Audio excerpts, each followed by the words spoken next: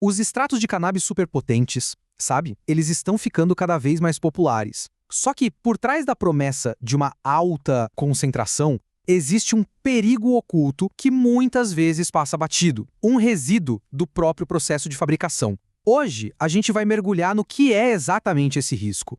Ok, para a gente começar a entender isso, vamos partir de uma confusão bem comum no mercado: RSO e óleo de CBD. Eles podem até parecer parecidos na embalagem, mas, na verdade, são dois mundos completamente diferentes. De um lado, temos o RSO. Pensa nele como o peso pesado da história, focado em ter a maior concentração de THC possível. Do outro, está o óleo de CBD, que é a versão mais tranquila, sabe? Sem os efeitos psicoativos e mais voltado para o equilíbrio e bem-estar geral. Então, a palavra de ordem quando se fala de RSO é uma só: potência. Ele leva o nome do Rick Simpson, um ativista que popularizou o produto. É o que chamam de extrato completo, ou seja, ele retém uma gama enorme de compostos da planta. E o resultado? É um produto super concentrado, com uma aparência bem espessa, que lembra até um piche. Mas como é que se chega nessa potência toda? A resposta está no método de fabricação, que a gente vai detalhar um pouquinho agora. O processo, de forma bem simplificada, envolve lavar a matéria vegetal com um solvente bem forte, como o etanol. Esse solvente dissolve os canabinoides e outros compostos que interessam. Depois, essa mistura é aquecida para que o solvente evapore, deixando para trás só o óleo superconcentrado. É exatamente esse método, a extração por solvente, o ponto central de toda a nossa análise. É aqui que a história fica mais complexa e onde o risco em potencial começa a aparecer. E aqui está o nosso termo-chave: solventes residuais. São literalmente sobras dos produtos químicos usados no processo de extração. O objetivo é remover todo o solvente, mas, como a gente vai ver, isso nem sempre acontece. Isso nos leva da teoria do processo para uma investigação científica do mundo real. Porque, afinal de contas, qual a frequência com que esses solventes realmente ficam no produto final? Essa é a pergunta fundamental. O que acontece quando o processo de purificação falha e esses produtos acabam chegando no mercado? Para responder essa pergunta, a gente recorre a um estudo publicado no Journal of Cannabis Research.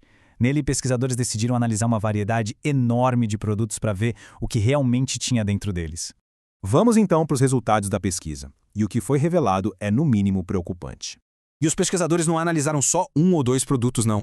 Eles testaram um total de 279 amostras diferentes que iam desde extratos brutos até produtos já prontos para o consumo. Com uma amostragem tão grande, a grande questão era: quantos desses produtos estavam fora dos padrões de segurança que são aceitos internacionalmente? A resposta: 37%. Mais de um terço de todas as amostras testadas foram reprovadas por exceder os limites de segurança para solventes residuais. Isso indica um problema sistêmico e não só alguns casos isolados. E quais foram os principais culpados? Como o gráfico mostra, o etanol foi o mais comum, seguido pelo isopropanol. Ambos são solventes de classe 3, muito usados na produção de extratos como RSO. Os próprios pesquisadores não mediram as palavras. Eles usaram o termo alarmante para descrever a situação, destacando quão sérias eram as descobertas deles para a saúde pública.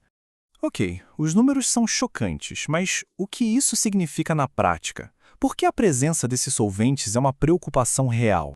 Para entender o risco, a gente precisa saber que os reguladores dividem os solventes em classes. A classe 1 é a mais perigosa, com substâncias que podem causar câncer. A classe 2 tem um potencial tóxico bem relevante. A maioria das falhas no estudo foi de solventes de classe 3, que são considerados de menor risco, mas o consumo crônico deles ainda é uma preocupação. O ponto crucial é este: o problema não é o produto em si, mas a falta de supervisão. Num mercado que cresce tão rápido, o controle de qualidade e a regulamentação muitas vezes não conseguem acompanhar, e isso deixa uma brecha para produtos que não são seguros. Isso nos traz de volta ao começo. A natureza espessa e pegajosa do RSO que o torna tão potente é exatamente o que dificulta a remoção completa dos solventes. A própria pesquisa destaca que essa viscosidade toda é um fator de risco para a contaminação. A lição aqui é bem clara. Para quem consome esses produtos, isso expõe um risco que não está no rótulo. A potência de um produto não diz nada sobre a pureza dele, especialmente em mercados sem uma fiscalização rigorosa. E a gente termina com essa pergunta. Conforme a indústria da cannabis se expande pelo mundo, a questão da responsabilidade pela segurança do produto fica cada vez mais urgente, colocando em xeque produtores, reguladores e os próprios consumidores.